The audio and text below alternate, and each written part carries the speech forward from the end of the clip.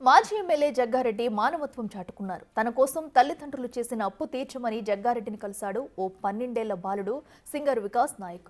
తనకు YouTube channel పెట్టుకునేందుకు సహకరించాలని singer Vikas Naik జగ్గారెడ్డిని కోరాడు.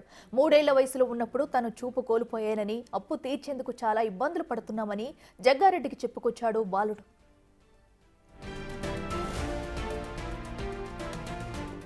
బాలుడి కష్టాలు విన్న జగ్గారెడ్డి తనకు సాయం చేస్తానని హామీ ఇవ్వడంతో పాటు బాలుడి ఇష్టాలు ఏంటని ఆరా తీశారు.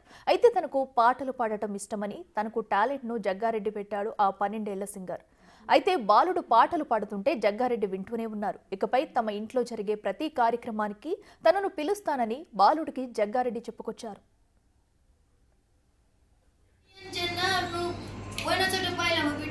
నువ్వు చిన్నప్పుడే భగభగమంటే సూర్యుడిని పంటనుకొని మింగబోయినావు బిడ్డ. ఎక్కడ ఏముందో చూసుకుంటా మెదులు బిడ్డ. నా కొడుక అంజన్న పోయిరార సిన్ని తండ్రి అలంకపు వైలంగా పోయిరారా అంజన్న.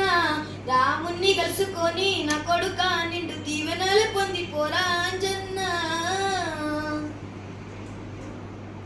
నా తండ్రి రామయ్య రామయ్య నన్ను దీవించి పంపవయ్యా రామయ్య.